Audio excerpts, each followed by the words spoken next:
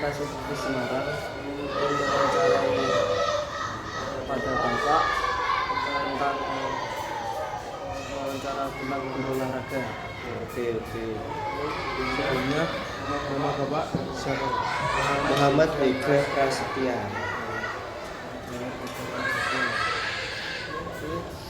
Selanjutnya ini identitas guru dulu ya. Oke, boleh. Tempat dan tanggal lahir. Semarang 2 November 1996. Selanjutnya alamat rumah. Jalan Pucung 3 RT 1 RW 8. Untuk nomor teleponnya Pak. 089 29 089 081 225 519 256. Untuk sekolah tempat mengajar. SDN Ngeser 03. Pengalaman mengajar. Pengalaman mengajar berarti hampir 6 tahun. Hampir 6 tahun. Oke, lanjut untuk pendidikan dan pengembangan profesional. Yang pertama, apa latar belakang pendidikan Anda? Kalau saya dulu di PGRI, Ubris, sama kayak jenengan. Kedua, apakah Anda memiliki sertifikat atau kualifikasi khusus dalam bidang pengajaran tertentu? Baru dapat kemarin dan ini masih menunggu panggilan untuk PPG, salah PPG. Oke, baik. Selanjutnya, pendekatan pengajaran. Yang pertama, bagaimana Anda mengidentifikasi gaya pengajaran Anda? Kalau gaya belajar dan gaya mengajar itu sebenarnya bisa disesuaikan di lapangan. Misal kayak anak kelas 1 kita kan harus menerapkan dia kan tentang disiplin dulu. Disiplin kan dalam arti dia harus bisa baris berbaris terlebih dahulu, harus taat kepada perintah kita. Terus yang diajarkan pertama itu harusnya apa, kayak gerak pertama yang harus dia kan dari TK itu yang pertama berarti harus dilatih gerak lokomotor, non lokomotor, manipulatif lah, itu harus dilatih terlebih dahulu seperti itu. Jadi intinya menyesuaikan di lapangannya nanti seperti apa. Contoh misal kayak SD kan seperti itu, harus dasarnya dulu. SMP nanti boleh ada peningkatan dan SMA nanti di peningkatannya. Baik. Yang kedua, apa strategi Anda yang Anda terapkan untuk memastikan bahwa setiap siswa memahami materi pelajaran? Nah itu penting sekali. Pertama, kayak seperti tadi yang tak bilang. Jadi kita tuh kalau ngajar, misal anak-anak kelas 1 ini, dia kan harus patuh terhadap kita dulu, terus nanti kan kita bisa bisa menyesuaikan, bisa memberikan materi yang akan kita sampaikan tuh tercapai. Kayak misal tadi gerak lokomotor itu caranya seperti apa toh? Ya berjalan, melangkah, melompat seperti itu. Ya seperti itu. Oke. Sekarang yang ketiga, bagaimana Anda menyesuaikan pendekatan pengajaran Anda untuk siswa dengan gaya belajar yang berbeda? Kalau gaya belajar yang berbeda kan berarti di sini kan kayak saya kayak anak ABK mungkin ya, nggak berkebutuhan khusus. Nah di sini tuh kayak ya berarti kita harus mensamaratakan caranya ya. Anak satu mendapat pembelajaran yang sama dan anak yang kedua misal yang berkebutuhan itu juga harus mendapat gaya belajar yang sama tapi divariasi agar semuanya tercapai. Oke. Pertanyaan selanjutnya tentang kolaborasi dan komunikasi. Yang pertama, bagaimana Anda berkolaborasi dengan rekan guru atau staf sekolah? Ya seperti biasanya kayak tadi pagi rapat, terus ada kumpul di sekolah itu untuk menyampaikan aspirasi dari guru-guru misal yang kurang dalam mengajar itu seperti apa, mungkin seperti itu. Rapat dan kumpul itu ada di sekolah. Bagaimana Anda menangani konflik atau tantangan komunikasi dengan orang tua atau rekan kerja? Orang tua berarti wali murid seperti itu. Ya, seperti wali murid. Alhamdulillah selama saya mengajar ya belum ada sih, tapi kalau untuk menjaga atau mengantisipasi yo kita harus mengajar sesuai porsinya. Misal kayak porsinya anak itu belum boleh kelas 6 misalnya, kelas 6 belum boleh diwajibkan untuk roll depan, misal badannya terlalu gemuk atau apa lah, itu kan nanti bisa menjadi cedera lain-lain. Nah, kita mengantisipasinya dengan matriasi ini corone diunggahke lah, ditinggikan, terus dia biar bisa menghindar sendiri. Jadi biar tidak ada konflik dan salah paham soal mata pelajaran yang diajarkan, terutama kan olahraga. Olahraga itu penting, bilang penting nggak penting, tapi emang penting. Soalnya kan buat anak sendiri, saya ini dipikir 5 hari lah, sini kan 5 hari kerja, Senin, Selasa, Rabu, Kamis, Jumat, itu full pelajaran kan ya anak jenuh.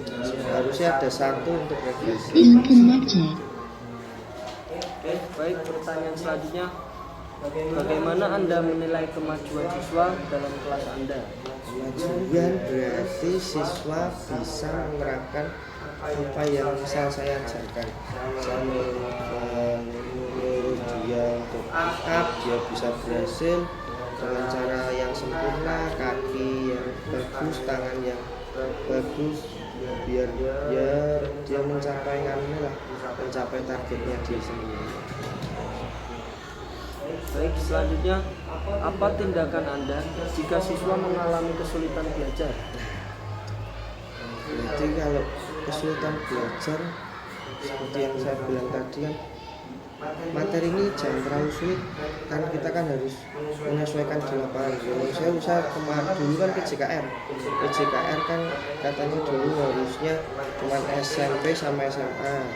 Nah, materinya SD kan kurang, jadi belajar sendiri, cari sendiri, ben percaya gitu iso mengajarkan misal voli, teknik dasarnya seperti apa, bolanya diganti dengan bola plastik supaya dia juga bisa mengenal voli itu seperti apa. Sepak bola ya katakanlah semua bisa, tapi kan teknik-tekniknya kan harus diajarkan dari dulu. Baik, untuk selanjutnya, keterlibatan komunitas. Apakah Anda terlibat dalam kegiatan ekstrakurikuler atau kegiatan di luar jam sekolah? Di luar jam sekolah ya ekstrakurikuler ada sepak bola, terus itu tenis, terus voli kemarin lagi. Oke, selanjutnya, inovasi dalam pengajaran. Bagaimana Anda mengintegrasikan teknologi dalam pengajaran Anda? Nah, kalau dulu itu berarti LCD kayak belajar, sekiranya tidak ada buku panduannya, cari di Google tentang cara mengajarnya, cara belajar silat seperti apa, nanti dipaparkan di layar proyektor di lapangan toh. Nanti dipaparkan sih caranya seperti apa, baru anak-anak keluar mempraktekkan. Pertanyaan selanjutnya, apakah Anda memiliki ide atau pembelajaran berbasis proyek atau proyek inovasi yang telah Anda terapkan dalam kelas? Ada. Kemarin itu membuat proyek apa itu? Modifikasi permainan untuk anak yang berkebutuhan khusus. Jadi itu mengajarkan tentang kemarin voli dengan duduk. Jadi siswa-siswa melakukan voli dengan duduk, nanti dipasing bawah sama pasing atas. Jadi menciptakan permainan baru gitu buat anak-anak yang misal kakek sakit atau apa yang cedera seperti itu. Selanjutnya pertanyaan Anda itu pertama, pengembangan tentang kurikulum merdeka. Apa pemahaman Anda tentang konsep kurikulum merdeka? Kalau kurikulum merdeka dilakukan, ya ini jujur sama tidak jujur ya, itu kurang efektif kalau di olahraga, karena ya, kita kan juga harus berperan penting di lapangan. Misal mengajar anak itu kan tidak boleh anak dibiarkan begitu saja, harus ada materinya, harus ada evaluasinya, harus ada cara melakukannya yang betul dan salah itu seperti apa. Ya mungkin kurang lah kalau kurikulum merdeka itu diajarkan seperti itu. Tapi ya baik dalam arti anak bisa belajar sendiri, mengetahui apa yang bisa dia kembangkan terlebih dahulu seperti apa. Ada plus minusnya. Efektif kalau buat olahraga ya. Kalau dibilang kurang efektif ya kurang sedikit ya, enggak begitu banyak. Ini selanjutnya yaitu bagaimana Anda menjelaskan karakteristik utama dari kurikulum merdeka. Karakteristik seperti tadi dibebankan ke anak harus bisa mandiri belajar. Nah itu seperti itu. Nah, mandiri belajar ya mungkin kalau diterapkan di anak SD itu sulit. Seperti yang tadi saya bilang, tempat, sarana, prasarana itu kan juga harus memadai. Tidak ada yuk kita memodifikasi sendiri seperti apa. Dan rata-rata yang tahu sendiri besok ngerasain di SD itu jarang, misal punya bola 1 lah anaknya 27, tapi caranya anak 27 itu bisa bergerak semua, bermain semua lah. Oke, selanjutnya itu tentang penerapan prinsip-prinsip kurikulum merdeka dalam pelajaran. Yang pertama yaitu bagaimana Anda menerapkan kurikulum untuk menyesuaikan kurikulum dan manat siswa di sekolah. Menerapkan kesiswanya, yaitu menerapkan kesiswanya. Ya tapi ya caranya. Misal tak kasih tugas ini aja lah. Tugas ujian akhir. Dia kan juga harus belajar di rumah. Kalau tidak ada bukunya ya cari di Google. Terus saya kan harus merangkap refleksi materi-materi yang saya ajarkan kemarin itu ben cara ini bisa mendapat nilai bagus dan sempurna yang bisa dia banggakan untuk orang tuanya. Jadi berdampak bagus untuk siswa, terus ya mentalis siswa, mental orang tua juga. Dan selanjutnya yaitu penggunaan sumber belajar berbasis teknologi. Jadi yang pertama, bagaimana Anda mengintegrasikan teknologi sistem proses pengajaran sesuai dengan prinsip kurikulum merdeka. Mungkin aku tambahan dalam berbasis elektronik tadi, digital. Nah, itu sebelum belajar kadang refleksinya soal materi kemarin, misal materi kemarin sepak bola, tak cari kuis di internet, misal tendangan yang baik untuk syuting ke gawang. Ya itu tak carikan. Jadi anak bisa memilih nanti. Anak maju tak kasihkan di layar proyektor, tak suruh tunjuk mana yang bagus dari A, B, C, D. Nanti dia bisa menunjuk, nah tak klik apakah itu benar atau salah. Kalau salah nanti keluar kata-kata yang benar seperti apa.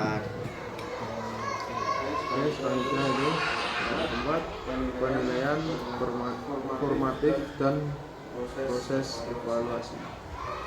Satu, bagaimana Anda melibatkan siswa dalam proses penilaian dan pemantauan kemajuan mereka. Nah, seperti yang saya katakan tadi, berarti kayak soal sebelum atau jauh-jauh hari mesti bakal saya sampaikan materi ini loh untuk besok kamu ujian itu ini dari bab 1 sampai bab 4 itu dipelajari, diterapkan nanti di rumah seperti apa. Kan kalau anak SD disuruh belajar dari bab 1 sampai bab 4 yang buku tebel segini tebelnya itu sulit. Harus diulang-ulang setiap kali. Satu pertemuan diulang lagi, diulang lagi supaya anak tersebut juga memahami dan paham caranya seperti apa. Ini selanjutnya yaitu kolaborasi dalam guru dan pengembangan kolektif. Yang pertama yaitu bagaimana Anda berkolaborasi dengan rekan guru dalam merancang dan melaksanakan kurikulum merdeka. Kalau kolaborasi ya mungkin cuman saya tok. Kalau di sini kan satu rombel jadi atok.